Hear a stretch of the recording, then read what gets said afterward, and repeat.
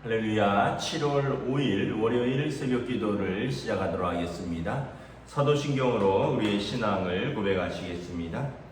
나는 전능하신 아버지 하나님 천지의 창조주를 믿습니다. 나는 그의 유일하신 아들 우리 주 예수 그리스도를 믿습니다.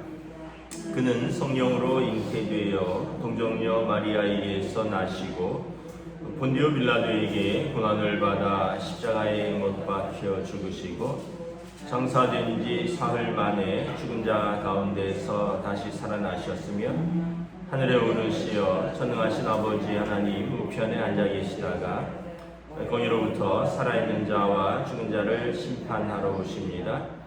나는 성령을 믿으며 거룩한 공교회와 성도의 교제와 죄를 용서받는 것과 몸의 부활과 영생을 믿습니다. 아멘. 찬송가 428장 찬양하시겠습니다. 찬송가 428장입니다.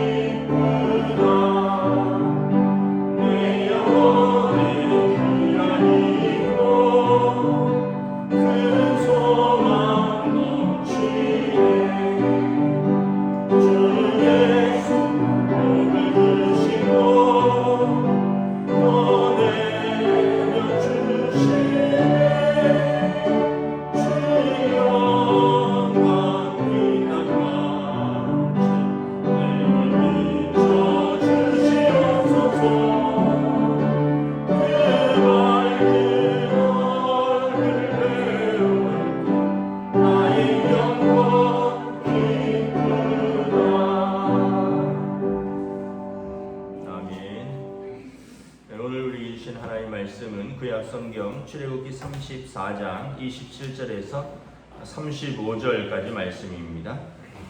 출애굽기 34장 27절에서부터 35절까지 말씀입니다. 다 찾으신 줄 알고 저와 여러분들이 한 절씩 교도하도록 하겠습니다. 출애굽기 34장 27절에서 35절입니다. 여호와께서 모세에게 이르시되 너는 이 말들을 기록하라. 내가 이 말들의 뜻대로 너와 이스라엘과 언약을 세웠음이니라 하시니라. 모세가 여호와와 함께 40일 40야를 거기 있으면서 떡도 먹지 아니하였고 물도 마시지 아니하였으며 여호와께서는 언약의 말씀 곧 십계명을 그 판들에 기록하셨더라.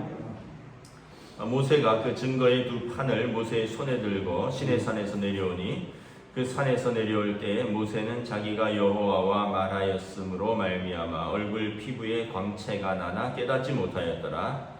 아론과 온 이스라엘 자손이 모세를 볼 때 모세의 얼굴 피부에 광채가 남을 보고 그에게 가까이 하기를 두려워하더니 모세가 그들을 부르매 아론과 회중의 모든 어른이 모세에게로 오고 모세가 그들과 말하니 그 후에야 온 이스라엘 자손이 가까이 오는지라. 모세가 여호와께서 시내산에서 자기에게 이르신 말씀을 다 그들에게 명령하고 모세가 그들에게 말하기를 마치고 수건으로 자기 얼굴을 가렸더라. 그러나 모세가 여호와 앞에 들어가서 함께 말할 때에는 나오기까지 수건을 벗고 있다가 나와서는 그 명령하신 일을 이스라엘 자손에게 전하며 함께 읽습니다. 이스라엘 자손이 모세의 얼굴에 광채를 보므로 모세가 여호와께 말하러 들어가기까지 다시 수건으로 자기 얼굴을 가렸더라. 아멘. 할렐루야. 새 날이 시작되었습니다. 또 새로운 한 주가 시작되었습니다.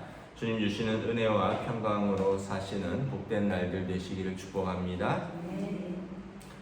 이제 하나님께서 두 번째 언약을 맺으십니다. 모세를 시내산으로 부르시고 모세에게 이제 오늘 말씀에 보면 두 돌판을 준비해 오라 그러셨죠. 하나님께서 그 두 돌판에 계명을 써주시겠다 말씀하셨습니다. 27절, 28절에 보면 하나님께서 언약의 말씀 10계명을 그 판들에 기록하여서 모세에게 주었습니다. 이것은 27절에 너와 이스라엘과 언약을 세웠습니다. 하나님께서 너와 이스라엘, 그러니까 모세와 이스라엘과 두 번째 언약을 세웠다라는 것입니다. 이 말에는 어떤 의미가 있냐면 첫 번째 언약은 너희가 깨뜨렸지만 두 번째 언약은 지켜나가라는 뜻이 있습니다. 언약을 다시 세웠다는 것은 실패가 있었지만 관계를 다시 회복했다라는 의미입니다. 언약은 관계의 회복을 말하는 것입니다. 그러므로 그들이 하나님과의 그 관계를 잘 유지하기 위해서는 언약 당사자 간에 지켜야 할 규범을 잘 지킬 때 언약이 지켜지는 것입니다. 언약은 계약의 다른 말이라고 했습니다. 여러분 회사에서도 서로 계약을 맺는 것입니다. 일하는 사람과 고용하는 분이 계약을 맺어서 어떤 일을 하기로 어떤 한쪽에서 그 계약을 깨뜨리면 언약 관계는 깨어지는 것입니다. 여러분 가정생활도 그렇습니다. 부부간에 어떤 지켜야 할 언약들이 있습니다. 그것들을 지키지 못하면 관계가 깨어지는 것입니다. 하나님과의 관계도 마찬가지입니다. 하나님께서 사랑의 하나님이시지만 동시에 공의의 하나님이십니다. 하나님 앞에서 우리가 지켜야 할 법들을 지키지 못하면 하나님과의 언약이 깨어지는 것이고 이것은 관계가 깨어지는 것이다 라는 것입니다. 다시 말하면 성도는 하나님의 법대로 살 때 하나님의 백성으로서 살 수 있다라는 뜻입니다. 성도가 하나님의 법을 무시하고 지키지 않으면 하나님과의 관계가 깨어진다라는 말입니다. 오늘 하나님께서 이스라엘 백성에게 언약의 말씀, 그 계약의 말씀이죠. 그들이 지켜야 할 십계명을 판에 다시 기록하여 주십니다. 29절에 모세가 이제 40일 만에 다시 증거판을 두 손에 들고 시내산에서 내려옵니다. 내려오는데 모세가 하나님과 대면하여 말씀함으로 말미암아 얼굴 피부와 광채가 나나 깨닫지 못하더라. 모세 자신은 깨닫지 못하지만 30절에 보면 아론과 온 이스라엘 자손이 모세를 보는데 얼굴 피부에 광채가 남을 보고 그에게 가까이 하기를 두려워하였다 말씀을 합니다. 모세의 얼굴이 햇빛에 반사돼서가 아니라 요한복음에 보면 태초에 말씀이 있었고 그 안에 생명이 있었고 이 생명은 사람들의 빛이라. 하나님이 빛을 만드셨을 뿐만 아니라 하나님 자신이 빛이신 거죠. 5절에 보면 빛이 어둠의 요한복음 1장에 보면 빛이 어둠의 빛이되 어둠이 깨닫지 못하더라. 그래서 하나님이 세상에 당신을 계시하였지만 빛 대신 하나님을 사람들이 깨닫지 못하였다는 거죠. 그러나 모세는 그 빛 대신 하나님과 대면하였고 그래서 내려올 때 그 얼굴에 어떻게 보면 그 빛의 광채가 반사되는 것이죠. 요한복음에 예수님께서 이 빛이라 말씀하셨습니다. 참빛 곧 세상에 와서 각 사람에게 비추는 빛이 있었음에 그래서 예수님을 믿는 사람들은 어떻게 되느냐? 이제는 우리가 빛의 자녀가 되는 것입니다. 에베소서에 보면 너희가 이제는 주 안에서 빛이라 빛의 자녀들처럼 행하라. 이제 예수 그리스도께서 빛이시고 빛으로 오신 예수 그리스도를 영접한 사람들은 빛의 자녀다라는 거죠. 빛의 자녀들은 빛의 자녀들처럼 행하라는 것이죠. 빛의 자녀는 빛의 열매는 모든 착함과 의로움과 진실함에 있느니라. 빛의 자녀는 빛의 열매를 맺어야 된다는 것입니다. 열매가 없으면 나무를 어찌할 수 있겠느냐라는 거죠. 그 열매는 착함과 의로움과 진실함이라. 그래서 너희는 열매 없는 어둠의 일에 참여하지 말고 주를 기쁘시게 할 것이 무엇인지 시험하여 보라. 우리가 에베소서 주일날 보았던 말씀들입니다. 모세 얼굴에 빛이 났던 이유는 뭐냐 하면 모세가 하나님의 법대로 따라 살려고 노력을 한 사람이기 때문에 그렇습니다. 빛 대신 하나님을 기쁘시게 할 일이 무엇인가 그가 고민하였고 그리고 거기에 순종하였기 때문에 그의 얼굴에 빛처럼 광채가 나는 것입니다. 오늘 우리의 삶에서 여러분 우리가 얼굴에 빛이 나는 것이 미백 화장품을 바르고 물광 내고 이래서 얼굴이 반짝반짝 빛나는 게 중요한 게 아니라 빛의 열매를 맺어야 된다는 거죠. 우리 주변 사람들이 볼 때 착하다, 의롭다, 진실하다. 그래서 저가 믿는 하나님, 저가 믿는 예수 그리스도처럼 저가 빛의 사람이구나 라는 것을 세상이 인정할 때 여러분 우리의 삶에서 빛의 자녀로서의 삶을 사는 것입니다. 이스라엘 백성은 언약을 깨었고 하나님의 말씀을 가벼이 여겼습니다. 그런데 모세는 언약의 말씀을 붙들고 살았고 또한 그 말씀을 그 백성들에게 가르치려고 했었고 그 백성이 언약을 깨었을 때 자기가 언약을 깨고 자기가 저주를 받을 사람처럼 하나님 앞에서 울며 회개하고 하나님 앞에 호소했던 사람이었습니다. 그래서 하나님께서 모세와 친구처럼 대면하셨다 말씀하셨고 하나님께서 모세에게 하나님의 영광을 보여주셨고 그래서 모세의 삶은 주님과 동행하는 삶이었기 때문에 다른 사람들이 볼 때 모세는 빛의 사람처럼 보였다라는 것입니다. 33절에 보면 그래서 모세가 수건으로 자기 얼굴을 가렸다라고 말합니다. 왜냐하면 사람들이 자꾸 자기에게 주목하니까 그렇습니다. 34절에 보면 모세가 여호와 앞에 들어갈 때는 그러니까 회막에 들어갈 때는 수건을 벗고 있다가 나올 때는 나와서 이스라엘에게 하나님의 말씀을 전할 때는 사람들이 모세의 얼굴에 광채를 보므로 모세가 다시 수건으로 얼굴을 가렸더라. 모세는 하나님 앞에 들어가고 백성 앞에 서고 하나님 앞에 들어가고 백성 앞에 서는 거죠. 그러니까 하나님 앞에 서 있는 사람의 모습이 빛과 같으니까 사람들이 모세를 볼 때마다 얼굴이 빛처럼 빛난다는 거죠. 반면에 이제 모세는 사람들이 하나님의 말씀에 주목해야 되는데 자꾸 자기에게 주목하니까 자기 얼굴을 가린 것입니다. 그 모세의 겸손을 볼 수 있는 거죠. 아마 우리 같으면 즐겼을지도 모릅니다. 야, 뭔지 모르지만 사람들이 나에 대해서 나를 경외하는구나. 내 얼굴에 빛이 난다고 말을 하는데 내 삶에서 빛이 나는구나. 아마 우리는 즐겼을 텐데 모세는 겸손하게 자기에게 주목하는 것을 원치 않고 자기 얼굴을 수건으로 가렸더라라는 것입니다.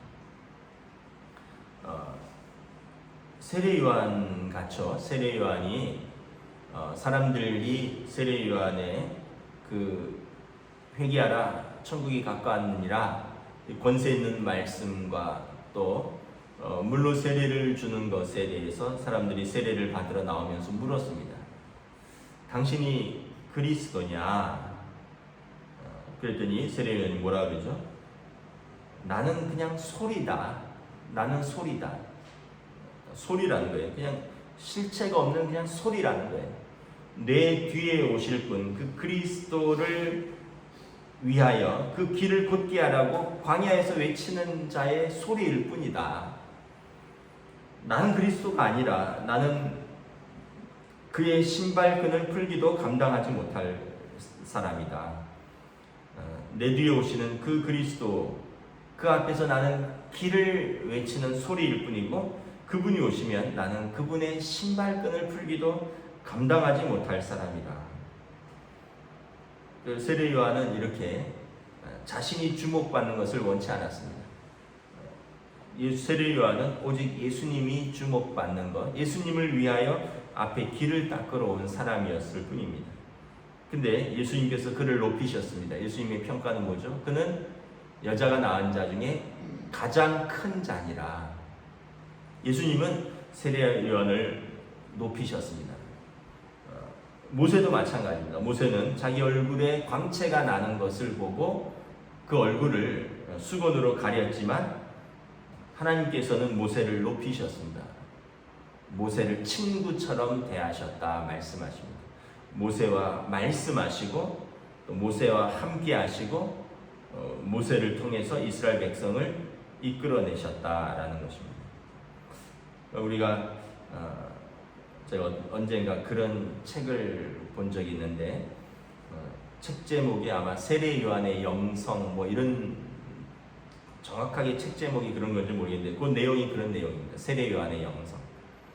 하나님의 일을 하다 보면 때로는 능력도 나타나고 때로는 사람들의 주목도 받게 되는데 그러다 보면 사람들이 실족한다는 거죠. 내가 하는 것 같고 내가 유명해지는 것 같고 내가 잘해서 하는 것 같고 내가 능력이 있는 것 같고 근데 그러지 않고 우리는 끝까지 어떻게 보면은 신랑 신부가 등장할 때 들러리의 영성처럼 신랑 신부가 주목받아야 되고 우리 문화는 결혼식에서 들러리들이 뭐 거의 없는데 저도 미국 가서 결혼식 여러 번 참석을 했는데 그때마다 들러리가 있는 것에 놀랐어요. 신랑도 들러리를 세웁니다. 친구들이 한 2명에서 4명 정도 들러리가 있더라고요. 신부도 들러리들이 있어요. 신부 친구들이 이제 들러리로 섭니다.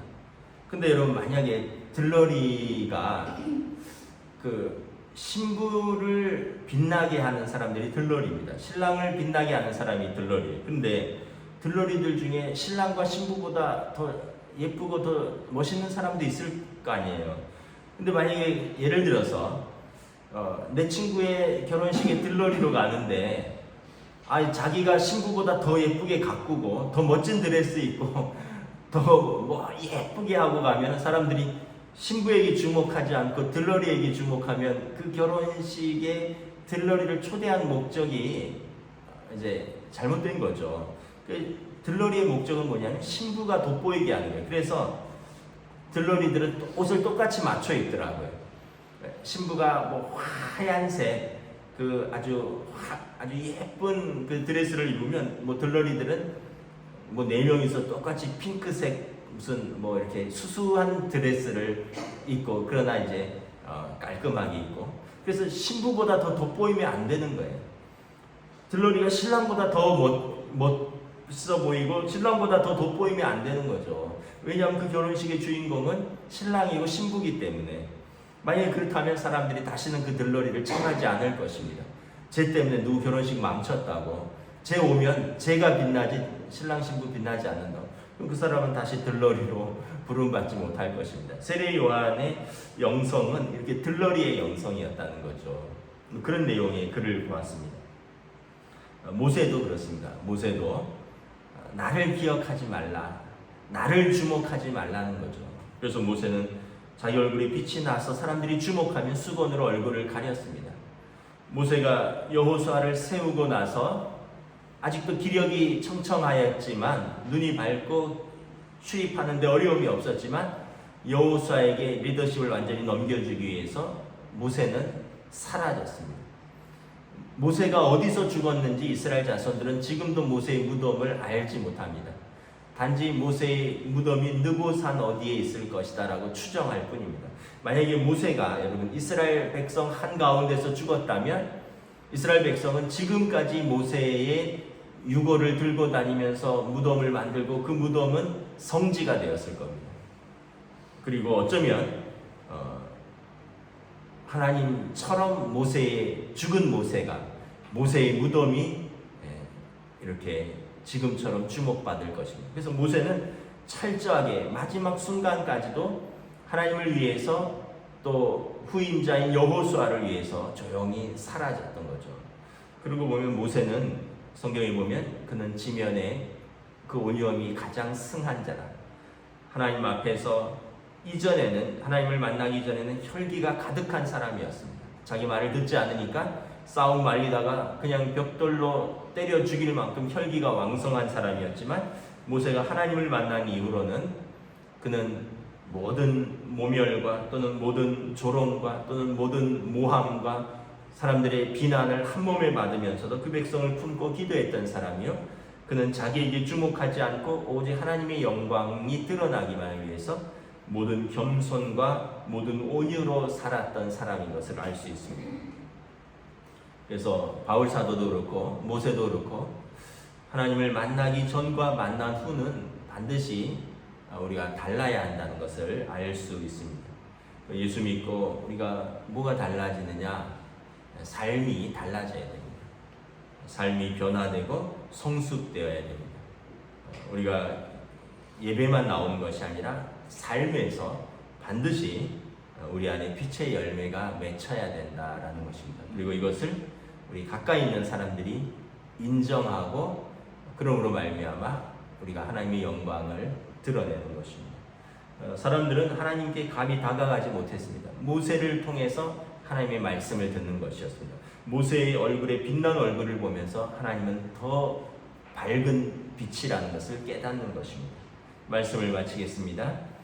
하나님의 영광의 빛 아래 사는 사람 모세를 보면서 오늘도 우리의 삶의 자리에서 우리가 빛의 자녀로서 또 빛의 열매를 맺으며 또 하나님과의 언약, 하나님의 법을 소중히 여기며 지키며 살아가는 저와 여러분 되시기를 주님의 이름으로 축복합니다. 아멘. 기도하겠습니다. 주님의 은혜를 감사합니다. 하나님께서 이스라엘 백성을 긍휼히 여기시고 그들과 다시 언약을 맺으십니다. 다시 말씀을 주시고 다시 관계를 회복시키십니다. 그리고 이를 통하여 관계의 회복에는, 언약의 회복에는 지켜야 할 법이 있다는 것을 분명하게 말씀을 하십니다. 또한 그러한 대리자 모세를 보면서 하나님과 대면하였던 자, 하나님 앞에서 말씀을 받고 그 말씀을 이스라엘 백성에게 전하는 모세의 얼굴을 보면서 사람들은 빛의 사람이라는 것을 깨닫습니다. 그러나 모세 자체가 빛이 아니라 빛 대신 하나님 앞에서 살았던 모세에게 하나님의 빛이 모세를 통하여 반사되었던 것을 성경은 말씀하고 있습니다. 오늘 우리의 삶에서 에베소서 말씀처럼 너희는 빛의 자녀라, 빛의 자녀답게 행하라, 빛의 열매를 맺고 열매 없는 어둠의 일에 참여하지 말고 주를 기쁘시게 할 것이 무엇인지 시험하여 보라 말씀하고 있습니다. 우리가 하나님의 말씀을 붙들고 하나님의 말씀을 지키며 하나님과의 관계를 귀히 여기고 산다면 사람들이 우리를 통하여 빛의 자녀라 말할 것입니다. 오늘도 우리의 삶의 자리에서 빛된 그 자녀의 삶으로 가정에서, 일터에서, 또 우리 하나님의 교회에서 이 믿음으로 살 수 있도록 성령님 인도하여 주시고 동행하여 주시옵소서. 감사를 드리오며 우리 주 예수 그리스도 이름으로 기도드리옵나이다. 아멘. 하늘에 계신 우리 아버지, 아버지의 이름을 거룩하게 하시며 아버지의 나라가 오게 하시며 아버지의 뜻이 하늘에서와 같이 땅에서도 이루어지게 하소서. 오늘 우리에게 일용할 양식을 주시고 우리가 우리에게 잘못한 사람을 용서하여 준 것 같이 우리 죄를 용서하여 주시고 우리를 시험에 빠지지 않게 하시고 악에서 구하소서. 나라와 권능과 영광이 영원히 아버지의 것입니다. 아멘.